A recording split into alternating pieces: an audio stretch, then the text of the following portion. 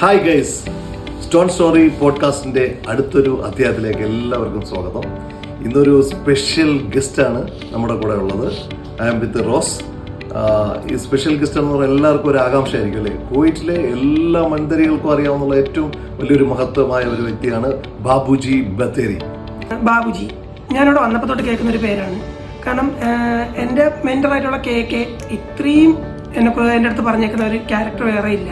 So കുവൈറ്റിലെ എല്ലാവർക്കും ഞാൻ ഇതിനെക്കുറിച്ച് ചർച്ച ചെയ്ത സമയത്ത് ഒരുപാട് സ്ഥലത്ത് കേട്ടൊരു പേരാണ് ബാബുജി.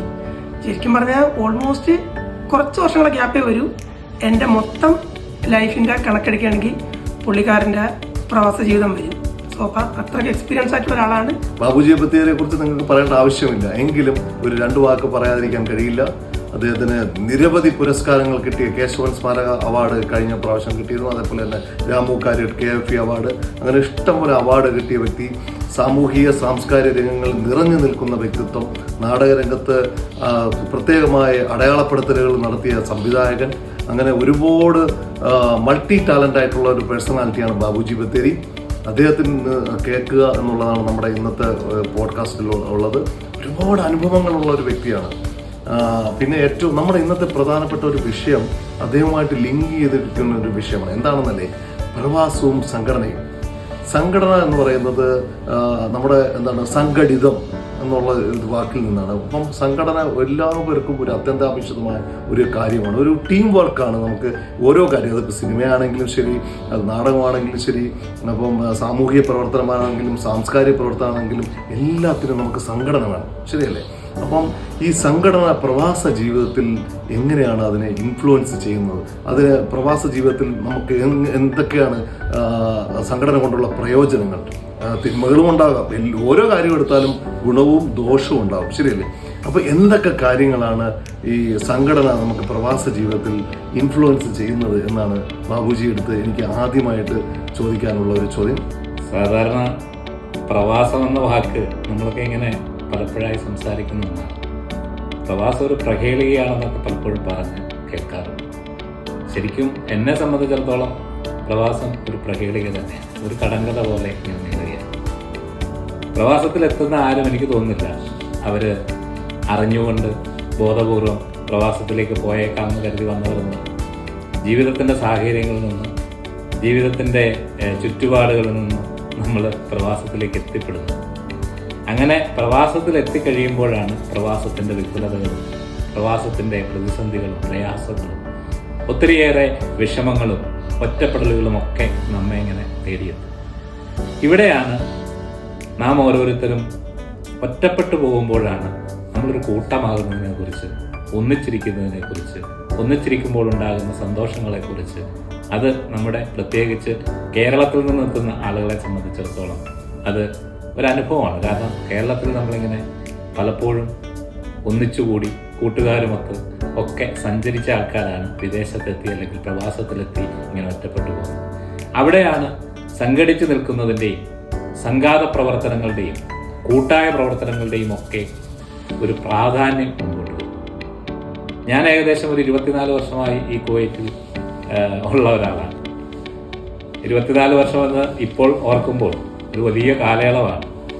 ഇവിടെ ഞാൻ വരുന്ന കാലത്ത് ഇതുപോലെ 25 വർഷം, 30 വർഷം, 40 വർഷം എന്നൊക്കെ ചിലർ പറയുമ്പോൾ ഞാൻ അവരെ ഇങ്ങനെ കളിയാക്കിയിട്ടുണ്ട്. നിങ്ങൾക്കൊക്കെ പ്രവാസത്തിൽ ഇങ്ങനെ എത്ര നാൾ കഴിയാൻ പറ്റും? ഞാൻ വന്നത് വെറും 2 വർഷത്തേക്കാണ്, ഞാനൊരു 3 വർഷം കഴിയുമ്പോൾ പോകും എന്നൊക്കെ പറഞ്ഞാണ് നമ്മുടെ തുടക്കം. പക്ഷേ മലയാളത്തിൽ പറയാറുണ്ട്, പെട്ടവൻ അകപ്പെട്ടവൻ. അതാണ് പ്രവാസം. ഒരാൾ ഒരിക്കൽ പ്രവാസിയായാൽ പിന്നെ അതിൽ നിന്ന് പുറത്തേക്ക് പോവുക എന്നത് അത്ര എളുപ്പമുള്ളൊരു കാര്യമല്ല. അപ്പോൾ അങ്ങനെ വരുമ്പോൾ നമ്മുടെ ഇഷ്ടങ്ങളും നമ്മുടെ അനിഷ്ടങ്ങളും ഒക്കെ പങ്കുവെക്കാൻ പറ്റുന്ന ഓരോരുത്തരെ കണ്ടെത്തുക, സ്വയം വേവിലെങ്കിലുള്ള ആളുകളെ ഒന്നിച്ചു കൂട്ടുക, അങ്ങനെയൊക്കെയാണ് പ്രവാസത്തിൽ ഈ സംഘടനകൾ രൂപപ്പെട്ടത്. പ്രത്യേകിച്ച് മലയാളിയെ സംബന്ധിച്ചിടത്തോളം, മനുഷ്യനെ തന്നെ സംബന്ധിച്ചിടത്തോളം സംഘാത പ്രവർത്തനങ്ങൾ എന്നത് ഏറ്റവും വലിയ അനിവാര്യമായൊരു ഘടകമാണ്. മനുഷ്യൻ സാമൂഹ്യ ജീവിയാണ്. അരിസ്റ്റോട്ടിൽ പറഞ്ഞ ഒരു വാചകമാണ്, man is a social animal എന്നാണല്ലോ പറയുന്നത്. അതിനകത്ത് സോഷ്യൽ വിട്ടു കഴിഞ്ഞാൽ മനുഷ്യൻ ആനിമലാണ്, മനുഷ്യൻ മൃഗമായി മാറും. അപ്പം ആ സോഷ്യൽ എന്ന് പറയുന്ന കണ്ടന്റാണ് മനുഷ്യനെ മനുഷ്യനാക്കി തീർക്കുന്നത്.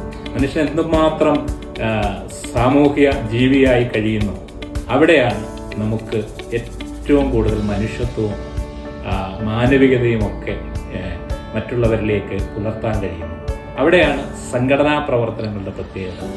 എന്നോട് കെ ചോദിക്കുകയുണ്ടായി, സംഘടനാ പ്രവർത്തനങ്ങൾ കൊണ്ട് എന്താണ് മനുഷ്യന്റെ പ്രയോജനം, അല്ലെങ്കിൽ പ്രവാസത്തിൽ സംഘടനാ പ്രവർത്തനങ്ങൾക്ക് എന്താണ് നേട്ടം എന്നൊക്കെ ചോദിക്കുകയുണ്ടായി. ഞാൻ ഒറ്റ വാക്കിൽ പറയും, സംഘടനാ പ്രവർത്തനം ഇല്ലെങ്കിൽ പ്രവാസി ഏറ്റവും വലിയ കഷ്ടതകളിലായിരിക്കും. കാരണം ഈ പ്രവാസ ജീവിതത്തിൽ ഞാൻ നേരത്തെ സൂചിപ്പിച്ചതുപോലെ നമ്മുടെ വ്യക്തിപരമായ ജീവിതത്തിലെ ഇഷ്ടാനിഷ്ടങ്ങളും പ്രതിസന്ധികളും പ്രയാസങ്ങളും ഒക്കെ പങ്കുവെക്കാനായിട്ടുള്ള ഒരിടമാണ് സംഘടനാ പ്രവർത്തനം. നമ്മൾ പരസ്പരം പങ്കുവെച്ച് ജീവിക്കുന്നവരാണ്. ഈ നമ്മുടെയൊക്കെ തുടക്കം തന്നെ ആലോചിച്ചാൽ, ഈ സിന്ധു നദീതട സംസ്കാരം അല്ലെങ്കിൽ നമ്മുടെ സംസ്കാരങ്ങളൊക്കെ ആലോചിച്ചാൽ തന്നെ അവിടെ ആളുകൾ കൂട്ടം കൂടിയാണ് ജീവിച്ചത്. അന്ന് വെള്ളമോ അല്ലെങ്കിൽ അതിൻ്റെ ഒരു കോമൺ ഫാക്ടർ അതായിരുന്നെങ്കിൽ അവിടെ കൂട്ടം കൂടി ജീവിച്ചു. കുറച്ചുകൂടെ നമ്മൾ ഇങ്ങോട്ട് വന്നു കഴിഞ്ഞാൽ വീണ്ടും മനുഷ്യൻ ജീവിക്കുന്ന ഗോത്രങ്ങളായിട്ട് ജീവിക്കുക, അല്ലെങ്കിൽ ഒരേ വർഗത്തിൽപ്പെട്ട ആളുകൾ ഇങ്ങനെ ഒന്നിച്ചുകൂടി 10, 30, 50 ഒക്കെ കുടുംബങ്ങൾ ഒന്നിച്ചുകൂടി ജീവിക്കും. ഇങ്ങനെയൊക്കെയുള്ള കൂട്ടായ്മകൾ അറിഞ്ഞോ അറിയാതെയോ മനുഷ്യന്റെ ജീവിതത്തിൽ. അങ്ങനെ പ്രവാസത്തിൽ വന്നു കഴിയുമ്പോൾ നമ്മളും ആലോചിക്കുന്നത് എന്താണ്, മലയാളം സംസാരിക്കുന്നത് അവർക്ക് കാണുമ്പോൾ നമുക്കൊരു ഭയങ്കര സന്തോഷമാണ്. മലയാളികൾ നമുക്കൊന്നിച്ചു കൂടിയാലെന്താ, നമുക്കൊന്നിച്ച് പങ്കുവെച്ചാലെന്താ. അങ്ങനെ ചെറിയ ചെറിയ കൂട്ടങ്ങൾ ഉണ്ടാകുന്നു, അത് വലിയ കൂട്ടങ്ങളായി മാറുന്നു. ചിലരത് കലയുടെ പേരിൽ ഒന്നിച്ചു കൂടുന്നു, ചിലരത് സാഹിത്യത്തിന്റെ പേരിൽ ഒന്നിച്ചു കൂടുന്നു, മറ്റു ചിലർ സാമൂഹ്യ പ്രവർത്തനങ്ങളുടെ പേരിൽ ഒന്നിച്ചു കൂടുന്നു, മറ്റു ചിലർ പ്രാദേശിക വാദങ്ങൾ ചിലപ്പോൾ പ്രാദേശിക തലത്തിൽ ഒന്നിച്ചു കൂടാറുണ്ട്. ജില്ലാ അടിസ്ഥാനത്തിൽ, പിന്നെ പ്രാദേശിക ചില സ്ഥലങ്ങൾ പഞ്ചായത്തുകളുടെ അടിസ്ഥാനത്തിലൊക്കെ ഒന്നിച്ചു കൂടാറുണ്ട്. ഈ സംഘടനാ പ്രവർത്തനങ്ങളൊക്കെ തന്നെ ഈ മനുഷ്യന് നൽകുന്ന കാര്യം ഞാൻ ഏറ്റവും പ്രധാനമായി കാണുന്നത് അവൻ്റെ ഒറ്റപ്പെടലുകളെയും അവൻ്റെ ഇഷ്ടാനിഷ്ടങ്ങളെയും ഒക്കെ പ്രചോദിപ്പിക്കുവാനും ഏതെങ്കിലും ഒരു പ്രതിസന്ധി വരുമ്പോൾ അത് പങ്കുവെക്കാൻ, പ്രത്യേകിച്ച് നമ്മൾ കുടുംബമായിട്ട് ജീവിക്കുകയാണെങ്കിൽ കുടുംബാംഗങ്ങളോടെങ്കിലും പറയും. ഒരു ബാച്ചിലറായിട്ട് ജീവിക്കുന്ന ആൾ അല്ലെങ്കിൽ കുടുംബത്തിൽ നിന്ന് ഒറ്റപ്പെട്ട് ഒരു ബാച്ചിലർ ലൈഫ് നയിക്കേണ്ടി വരുന്ന ആളുകൾ, ഇവർക്കൊക്കെ അവരുടെ പ്രശ്നങ്ങൾ പങ്കുവെക്കാൻ പറ്റുന്ന 10 പേർ, അവരിലൂടെ ഒരു മോട്ടിവേഷൻ ഉണ്ടാക്കിയെടുക്കുക. അവർ മോട്ടിവേറ്റ് ചെയ്യുമ്പോൾ ആളുകൾക്ക് മുമ്പോട്ട് പോകാനുള്ള ഒരിടമുണ്ടാകുക. ഇതാണ് ഏറ്റവും പ്രധാനമായി നമ്മളൊരു സംഘടനാ പ്രവർത്തനത്തിൽ, ഒരു സംഘാത പ്രവർത്തനത്തിൽ ഒന്നിച്ചു കൊടുക്കുക. പിന്നെ ഒരു കാര്യം കൂടെ പറയാം, നമ്മൾ ഒറ്റയ്ക്ക് നിൽക്കുന്നതിനേക്കാൾ നല്ലത് ഒറ്റക്കെട്ടായി നിൽക്കുന്നതാണ്. അതിന് പണ്ടൊരു ഉദാഹരണം പറയാറുണ്ട്, ഈ ചൂലിൻ്റെ ഈർക്കിലിയെക്കുറിച്ച്. ഒരു ഈർക്കിലിയാണെങ്കിൽ നമുക്ക് ഒടിച്ചു കളയാൻ പറ്റും, ഒരു ചൂലായ ഈർക്കിലികൾ ചേർത്ത് വെച്ചാൽ അതിനെ നമുക്ക് ഒടിക്കാൻ പറ്റില്ല. അത് വളരെ എന്താ പറയുക, നന്നായി ഒരുമയുള്ള ഒരു സാധനമായി, വളരെ ശക്തിയുള്ള ഒന്നായി മാറുന്നു എന്നതാണ് സംഘടനാ പ്രവർത്തനത്തിൻ്റെ ഏറ്റവും മനോഹാരിത. പ്രവാസവും സംഘടനാ പ്രവർത്തനമാണല്ലോ നമ്മുടെ ഇന്നത്തെ ചർച്ചാ വിഷയം. അപ്പം ബാബുജി സംഘടനാ പ്രവർത്തനത്തിൻ്റെ പ്രവാസത്തിലുള്ള അതിൻ്റെ ഗുണങ്ങളെ കുറിച്ചായിരുന്നു സംസാരിച്ചത്. പക്ഷേ ഈ ഒരു 5 ആൾക്കാർ കൂടുമ്പോൾ 5 വ്യത്യസ്തമായ അഭിപ്രായങ്ങൾ വരും, 5 വ്യത്യസ്തമായ ആശയങ്ങൾ വരും. അപ്പം അങ്ങനെ വരുമ്പോൾ ഓരോ തർക്കങ്ങളും കാര്യങ്ങളൊക്കെ വരാൻ സാധ്യതയുണ്ട്. അപ്പോൾ ഇങ്ങനെയുള്ള അവസരങ്ങളിൽ എന്തെങ്കിലും ഒരു തിക്താനുഭവങ്ങൾ എന്തെങ്കിലും ഉണ്ടായിട്ടുണ്ടോ? അതിനെക്കുറിച്ചിട്ട് എന്തെങ്കിലും കാര്യങ്ങൾ പറയാനുണ്ടാവുമോ? കെയുടെ ചോദ്യം വളരെ മനോഹരമായ ചോദ്യമാണ്. സംഘടനാ പ്രവർത്തനം നടത്തുമ്പോൾ, സാമൂഹ്യ പ്രവർത്തനം നടത്തുമ്പോൾ അതിനകത്ത് നമുക്ക് അനുഭവിക്കേണ്ടി വരുന്ന തിക്താനുഭവം, അതിനെ ഞാൻ കാണുന്നത് വളരെ പോസിറ്റീവായിട്ടാണ്. കാരണം നമ്മളെപ്പോഴും പറയാനുള്ള ഒറ്റ വാചകം തന്നെയാണ്, കായ്ക്കുന്ന മരത്തിന് ഏറ് കിട്ടാറുള്ളൂ. ഏറ്റവും മനോഹരമായി നിറഞ്ഞു നിൽക്കുന്ന ഒരു മാവിൽ മാത്രമേ ആളുകൾ എറിയാറുള്ളൂ. അപ്പോൾ നമുക്ക് എന്തുമാത്രം ഏറ് കിട്ടുന്നോ, നമ്മളെ എന്തുമാത്രം വിമർശിക്കുന്നു, എന്തുമാത്രം നമ്മളെക്കുറിച്ച് നെഗറ്റീവ് ആളുകൾ പറയുന്നുണ്ടോ, ഇതൊക്കെ ചെയ്യുന്നത് അതിൻ്റെ അർത്ഥം നമ്മൾ മനസ്സിലാക്കുക, നമ്മൾ അത്രയേറെ സജീവമായി ഈ രംഗത്തുണ്ട് എന്നുള്ളത്. വെറുതെ വീട്ടിലിരിക്കുന്ന ഒരാളെക്കുറിച്ചും ഒറ്റ മനുഷ്യർ പോലും നെഗറ്റീവായി സംസാരിക്കില്ല, അല്ലെങ്കിൽ അവരെക്കുറിച്ച് ആക്ഷേപിക്കില്ല, അവരെക്കുറിച്ച് മോശമായി പറയില്ല. അപ്പോൾ അതുകൊണ്ട് സംഘടനാ പ്രവർത്തന രംഗത്ത് നമ്മളെ ആരെങ്കിലും വിമർശിക്കുന്നുണ്ടെങ്കിൽ, സംഘടനാ പ്രവർത്തന രംഗത്ത് നമ്മളെക്കുറിച്ച് ആരെങ്കിലും മോശമായി പറയുന്നുണ്ടെങ്കിൽ അതിനെ ഓരോരുത്തരും പോസിറ്റീവായിട്ട് എടുക്കണം. ഒന്ന്, നമ്മളത് സ്വയം വിമർശനത്തിന് വിധേയമാക്കണം. കാരണം ആ പറയുന്നതിൽ എന്തെങ്കിലും കാരണമുണ്ടെങ്കിൽ, നമ്മളെ തിരുത്താൻ ആളുകൾ ഉണ്ടാകുമ്പോഴാണ് നമ്മൾ വളരുന്നത്. നമ്മളെക്കുറിച്ച് മോശമായൊരു കാര്യം പറയുമ്പോഴാണ് നമ്മൾ വളരുന്നത്. നമുക്ക് പലപ്പോഴും അറിയാം, ലോകത്ത് കുഞ്ഞുങ്ങൾ ജനിച്ചു കഴിയുമ്പോൾ ആ കുഞ്ഞുങ്ങളായിട്ട് തന്നെ തുടരുകയല്ല, ആരെങ്കിലുമൊക്കെ ഒന്ന് കൈപിടിച്ച് അതിനെ ഒന്ന് സപ്പോർട്ട് ചെയ്ത് കൊടുക്കുമ്പോഴാണ് കുഞ്ഞ് പതുക്കെ എഴുന്നേറ്റ് നടന്ന് അത് വളരുന്നത്. അപ്പം നമ്മൾ വളരുന്നതും അല്ലെങ്കിൽ നമ്മൾ വളർന്നിട്ടുണ്ടെങ്കിലും അവിടെയൊക്കെ നമുക്ക് ചുറ്റുമുള്ള ആളുകൾ നമ്മളെ അറിയാതെ കൈപിടിച്ച് സപ്പോർട്ട് ചെയ്തിട്ടുണ്ട്, നമ്മളെ സഹായിച്ചിട്ടുണ്ട്, നമ്മളോടൊപ്പം വരുന്ന് വിമർശിക്കുമ്പോൾ അതിൽ നിന്ന് നന്മകൾ കണ്ടെത്തി നമ്മൾ വളർന്നിട്ടുണ്ട്. അതുകൊണ്ട് സാമൂഹ്യ പ്രവർത്തനത്തിൽ നമ്മളായിരിക്കുക എന്ന് പറയുന്നത് തന്നെ, മറ്റുള്ളവരുടെ സഹകരണം ഉണ്ടാകുക എന്ന് പറയുന്നത് തന്നെ, മറ്റുള്ളവർ നമ്മളോട് ഒന്നിച്ചു കൊടുക്കും. ഒരു വലിയ ഒരു കാര്യം കൂടെ ഞാൻ പറയാം. കാരണം ഞാനൊരു നന്നായിട്ട് പ്രസംഗിക്കുന്ന ഒരാളാണെങ്കിൽ ആ ആള് പ്രസംഗിക്കുന്നതുകൊണ്ട് കാര്യമില്ല, അത് കേൾക്കാനായിട്ട് തയ്യാറായി ഒരു കൂട്ടം വരുമ്പോഴാണ് പ്രസംഗകനാകുന്നത്. അല്ലെങ്കിൽ പിന്നെ നമ്മൾ കണ്ണാടിയുടെ മുമ്പിൽ പ്രസംഗിക്കുന്ന ആളായിട്ട് പോകും. അപ്പം നമ്മളെക്കാൾ ഏറ്റവും പ്രധാനം അത് കേൾക്കാൻ വരുന്ന ആളുകളാണെന്നുള്ളതാണ്. അവർ വിമർശിച്ചാലും അവർ കൈയടിച്ചാലും അവർ അനുകൂലമായി പറഞ്ഞാലും പ്രതികൂലമായി പറഞ്ഞാലും നമ്മുടെ ഏറ്റവും പ്രധാനപ്പെട്ട കാര്യം നമ്മളെ കേൾക്കാൻ നമ്മുടെ മുമ്പിൽ ഒരു കൂട്ടം എത്തുന്നു എന്നുള്ളതാണ്. അപ്പൊ അതുകൊണ്ട് വിമർശനങ്ങളെ നമ്മുടെ പ്രോത്സാഹനം പോലെ തന്നെ മനോഹരമായി നമ്മൾ സ്വീകരിക്കുക. നേരത്തെ സൂചിപ്പിച്ചതുപോലെ അത് വളരെ പോസിറ്റീവായിട്ട് കാണുക. അത് പോസിറ്റീവായിട്ട് കാണുമ്പോൾ നമുക്ക് മുൻപോട്ട് പോകാൻ പറ്റും. മുൻപോട്ട് പോയാൽ പറ്റുന്നത് ആ പറയുന്ന ഒരു പോസിറ്റിവിറ്റിയിലാണ്. അതുകൊണ്ട് കെ ചോദിച്ച ആ ചോദ്യത്തിന് എനിക്ക് വ്യക്തിപരമായി വലിയ പ്രശ്നങ്ങളൊന്നും തോന്നിയിട്ടില്ല. പിന്നെ നമ്മളെപ്പോഴും ആഗ്രഹിക്കുകയാണ് നമ്മളെ സന്തോഷിപ്പിക്കുന്നവരും നമ്മളെ പ്രോത്സാഹിപ്പിക്കുന്നവരും നമ്മളെക്കുറിച്ച് നന്മ പാടുന്നവരും നമ്മുടെ ഉണർത്തുപാട്ടുകൾ മാത്രം നടത്തുന്നവരുമാണ് നമ്മുടെ സുഹൃത്തുക്കൾ എന്നുള്ളൊരു ധാരണ ഒരിക്കലും സംഘടനാ പ്രവർത്തനത്തിൽ ഉണ്ടാകരുത്. മറിച്ച് നമ്മളെ മാറി നിന്ന് ഉപേക്ഷിക്കുന്നവരും വിമർശിക്കുന്നവരും നമ്മളെക്കുറിച്ച് നെഗറ്റീവ് പറയുന്നവരും ഒക്കെ ഇപ്പം നമ്മളതിനെ ഏറ്റവും ഉദാഹരണമായിട്ട് എടുത്താൽ മതി.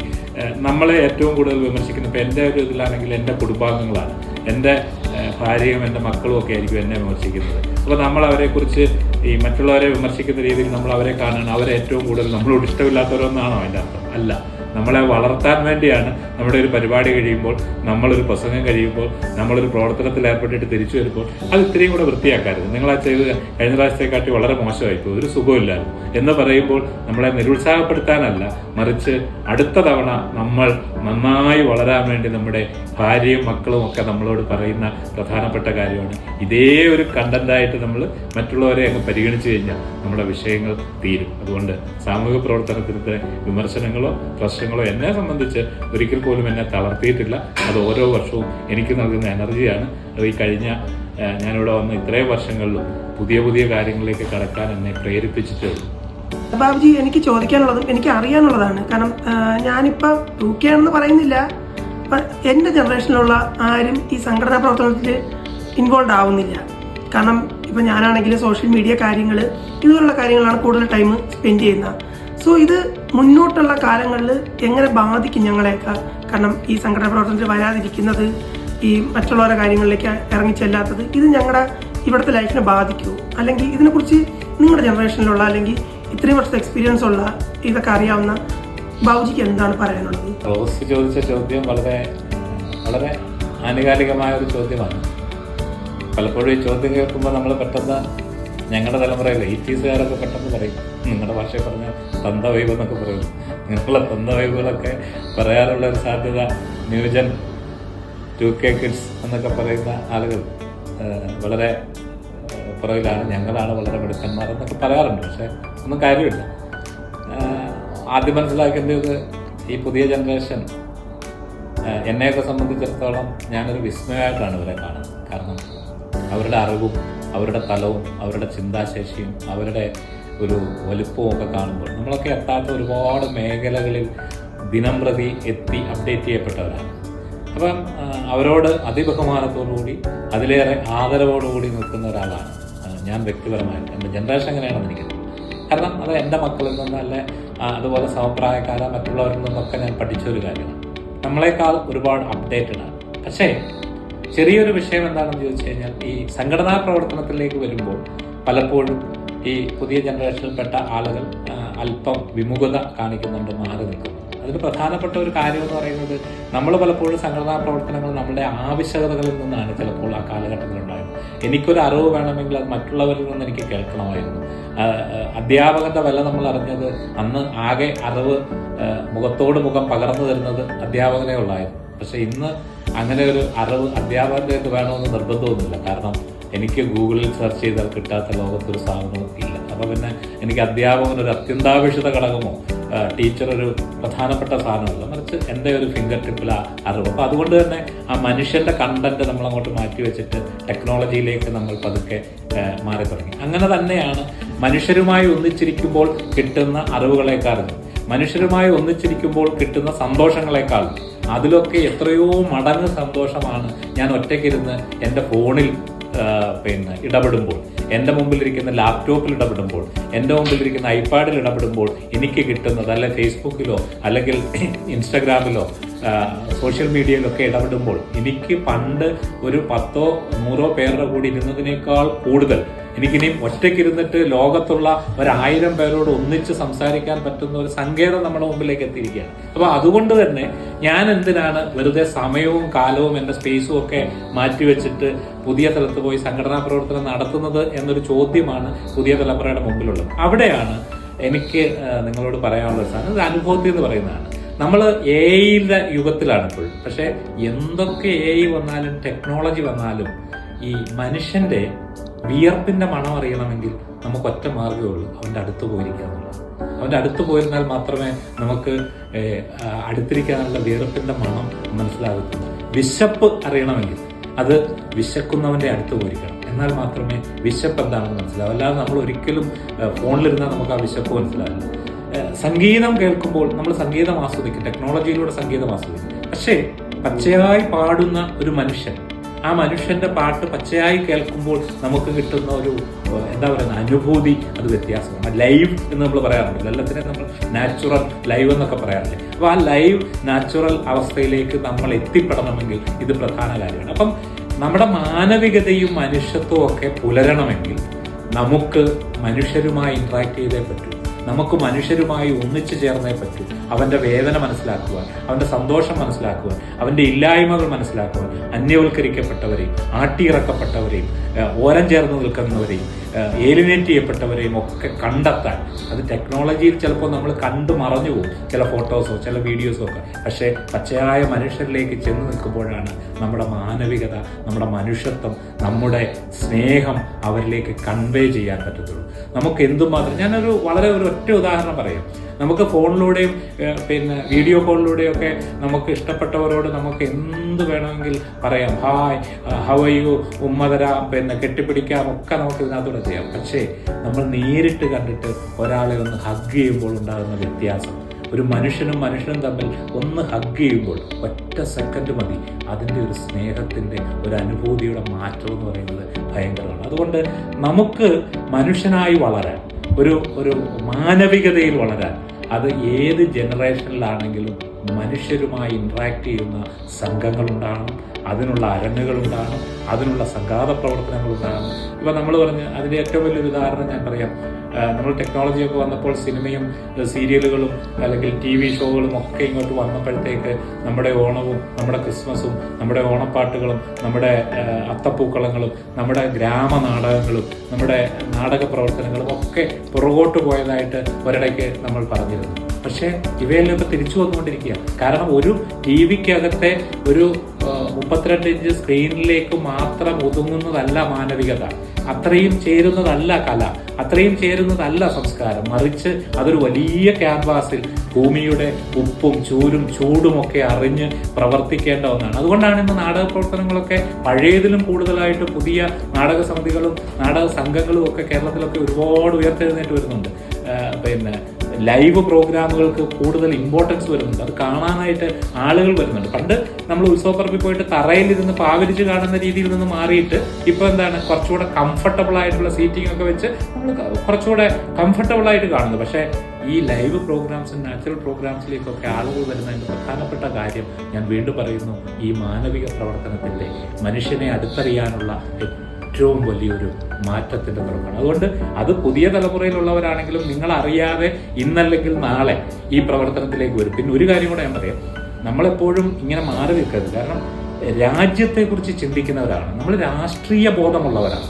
ഈ ഒരു തലമുറയ്ക്ക് ഏറ്റവും വലിയൊരു കാര്യം കാണുന്നത്, ഇപ്പൊ നമ്മൾ 80 വയസ്സുള്ളവരും 85 വയസ്സുള്ളവരും രാജ്യം ഭരിക്കുന്ന ഒരു കാലഘട്ടത്തിൽ നിൽക്കുമ്പോൾ ഇനി അടുത്തൊരു തലമുറ വന്ന് ആരെങ്കിലും കയറി ഭരിച്ചു കഴിഞ്ഞാൽ പുതിയൊരു തലമുറ ഉണ്ടാകണ്ടേ, ഈ രാജ്യത്തെ ഏറ്റെടുക്കണ്ടേ, ജനാധിപത്യത്തിന്റെ ഏറ്റവും മനോഹരമായ രാജ്യത്തിന്റെ നേതൃത്വത്തിലേക്ക് വരാൻ ഇവിടെയുള്ള യുവതലമുറ ഇത്തരത്തിലുള്ള സംഘാത പ്രവർത്തനങ്ങളിലൂടെ, രാഷ്ട്രീയ പ്രവർത്തനങ്ങളിലൂടെ ഒന്നിച്ചു കൂടി വരുമ്പോഴാണ് ഇനിയൊരു പുതിയ തലമുറ, ഒരു തലമുറ ഈ ജനാധിപത്യത്തിന്റെ മനോഹരമായ ഈ വശം ഏറ്റെടുക്കുവാനും ഈ മനോഹാരിത അത് അനുഭവിക്കാനുമൊക്കെ അതിന് നേതൃത്വം കൊടുക്കാനും ഒക്കെ പറ്റുന്നത്. അതുകൊണ്ട് നേതൃത്വ ഗുണമുള്ള, രാഷ്ട്രീയ ബോധമുള്ള, സാംസ്കാരിക ബോധമുള്ള, മാനവികതയുള്ള ഒരു പുതിയ തലമുറ രൂപപ്പെടണമെങ്കിൽ നിങ്ങൾ ഉറപ്പായി ഈ സോഷ്യൽ മീഡിയയിൽ നിൽക്കുമ്പോൾ തന്നെ, ഈ നവമാധ്യമങ്ങളിൽ നിൽക്കുമ്പോൾ പോലും മനുഷ്യരുമായി ചേരുന്ന കൂട്ടായ്മകളിലേക്ക് നിങ്ങൾ പങ്കെടുക്കണം, അതിനകത്ത് ഇടപഴകണം. എങ്കിൽ മാത്രമേ ഒരു പുതിയ ലോകവും ഒരു പുതിയ ആകാശവും പുതിയ ഭൂമിയും നമ്മുടെ മുമ്പിൽ ഉണ്ട് എന്നുള്ള ഒരു സ്വപ്നത്തിൽ നമുക്ക് മുമ്പോട്ട് പോകാൻ പറ്റും. ഈ നോളജ് എന്ന് പറയുന്നതിനും അപ്പുറം ഈ ജീവിതത്തിന്റെ പല ഘട്ടങ്ങളിൽ കടന്നു പോകുന്ന ചിലരുണ്ട്. സോ അങ്ങനെയുള്ളവർ വരപ്പോഴത്തേക്ക് നമുക്ക് കേട്ടിരിക്കാൻ തോന്നും. കാരണം അവർ പറയുന്ന കാര്യങ്ങൾ നമുക്ക് വിഷ്വൽ ചെയ്യാൻ പറ്റും. സോ ഞാൻ ബാബുജി പറഞ്ഞ പല കാര്യങ്ങളും വിഷ്വൽ ചെയ്താണ് പോയിട്ടുള്ളത്. കാരണം അച്ഛനൊക്കെ കുഞ്ഞിലെ പലതും പറഞ്ഞിട്ടുണ്ട്, പക്ഷേ അതിൻ്റെ പ്രോപ്പർ ഒരു വിഷൻ അല്ലെങ്കിൽ വിഷ്വൽ എന്നാണ് എനിക്ക് കിട്ടുന്നത്. സോ ഈ ഒരു പോഡ്കാസ്റ്റ് ചെയ്തപ്പോഴത്തേക്ക് ഞാൻ ശരിക്കും ഭയങ്കര ഹാപ്പിയാണ്. കാരണം ഇതുപോലുള്ള ആൾക്കാർ നമുക്ക് കിട്ടുന്നത് ഭയങ്കര പാടാണ്. ഇത്രയും ജെന്യൂനായിട്ട്, സിമ്പിളായിട്ട്, ഹമ്പിളായിട്ട് സംസാരിക്കുന്നവരുമായിട്ട് എത്ര നേരം സംസാരിച്ചാലും നമുക്ക് മതി വരത്തില്ല. പക്ഷെ നമുക്ക് ടൈം ലിമിറ്റ് ഉണ്ട്. അതുകൊണ്ട് താൽക്കാലികമായിട്ട് ഇവിടെ പറയുന്നു. ഗൃഹാതുരത്വം ഉണർത്തുന്ന ഓർമ്മകളിലേക്ക്, പഴയ എൻ്റെ ജീവിതത്തിലേക്ക്, നമ്മുടെ മാനുഷിക ബന്ധങ്ങളിലേക്ക്, മനുഷ്യൻ്റെ ഊഷ്മളതയിലേക്ക്, സംഘടിത പ്രവർത്തനങ്ങളിലേക്ക് ഒക്കെ ബാബുജിയുടെ എന്താണ് ഒഴുക്കോടെയുള്ള സംസാരം കൊണ്ടുപോയി. അത് ഹൃദയത്തിൽ നിന്ന് വന്നതാണ്, അദ്ദേഹത്തിൻ്റെ അനുഭവങ്ങളിലൂടെ വന്നതാണ്, അദ്ദേഹത്തിൻ്റെ പരിചയങ്ങളിലൂടെ വന്നതാണ്. അതുകൊണ്ട് ആ സംസാരത്തിന് അതേ ഒഴുക്കുണ്ടായിരുന്നു. കേട്ടിരുന്നു പോയി. സത്യം പറഞ്ഞാൽ നമ്മൾ 4-5 എപ്പിസോഡുകൾ പല ഉണ്ടെങ്കിലും സത്യം പറഞ്ഞാൽ എന്താണ് അതിനോട് ലയിച്ചിരുന്നു പോയ ഇതായിരുന്നു. വളരെയധികം നന്ദിയുണ്ട്. ഒരുപാട് തിരക്കുള്ള ആളാണ്. ഇപ്പോൾ വേറൊരു കാര്യം കൂടെയാണ് ഞാൻ അറിഞ്ഞ, ലീഡർഷിപ്പ് ക്ലാസ് എടുക്കുന്നവർ ആദ്യത്തെ ഒരു വ്യക്തിയാണ് എനിക്ക് തോന്നുന്നു കുവൈറ്റിൽ തന്നെ. അത് ഒരുപാട് സംഘടനാ പ്രവർത്തനങ്ങൾക്ക് അത് ഉപയോഗിക്കുന്നുണ്ട്.